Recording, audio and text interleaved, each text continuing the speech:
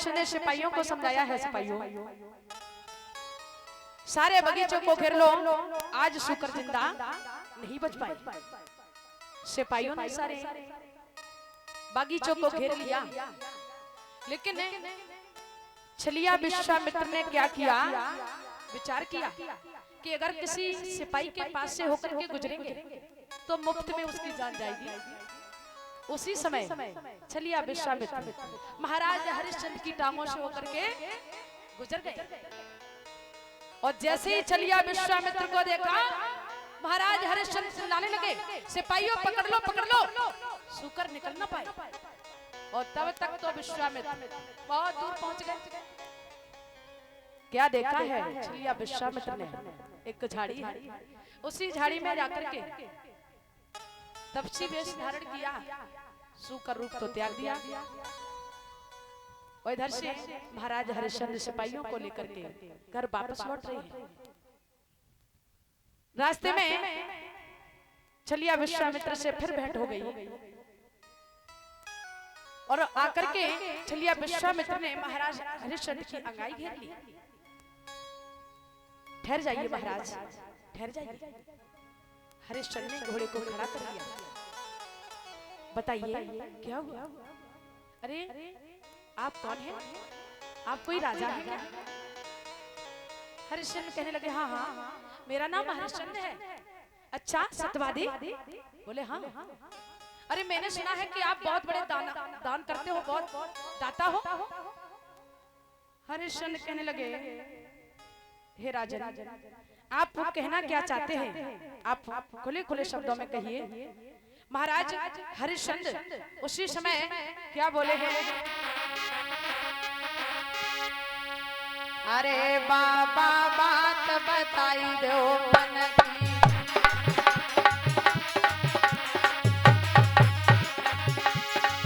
अरे बाबा बात बताई दो मन की, और कभी ना कछु मेरे धन की।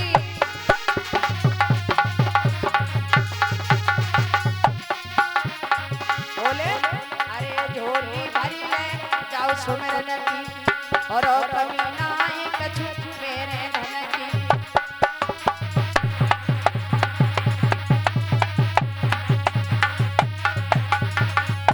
हरिश्चंद्र बोले, बाबा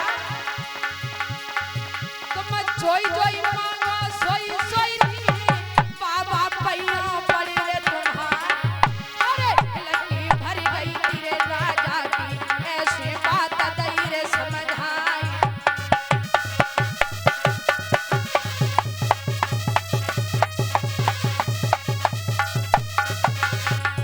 बोले अरे साधु बिना भजन के न सोवी, चेला हो भी वेद सुमार, और रैयत बिना राजा नहीं सोवे, जय मोदी तक देश हजार।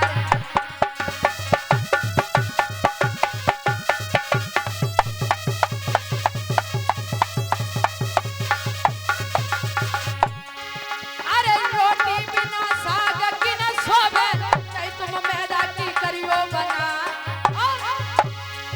अरे धन नहीं बिना दान को सोवे, जय तेरे माया के भरी भंडार।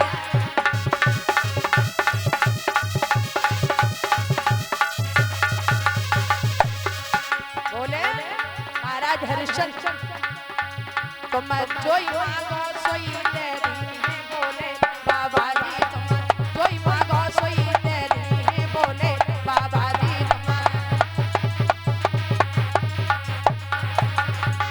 तुम जोई मांगो सोई दे दी है, बोले बाबा जी तुम।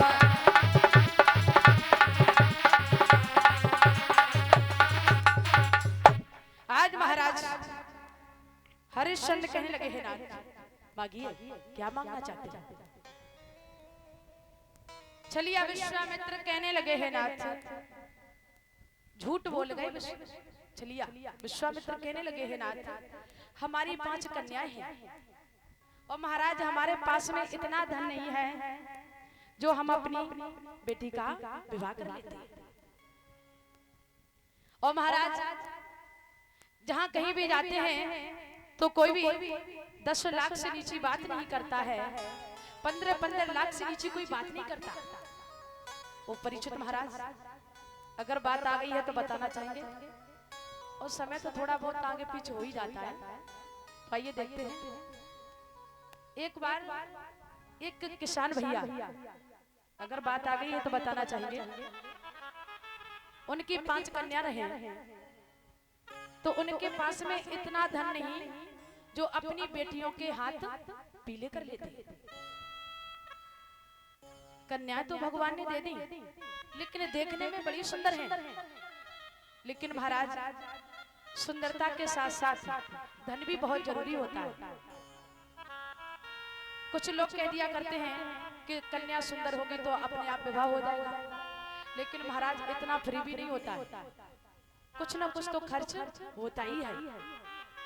बड़े गरीब रहे बेचारे, जहाँ कहीं भी जाएं हल्का छोटा पूरा घर देखे तो कोई 10 लाख से नीचे बात ना करे। तो एक दिन बड़ा सुंदर घर मिला, वर मिलता है तो घर नहीं मिलता, घर मिल जाए तो वर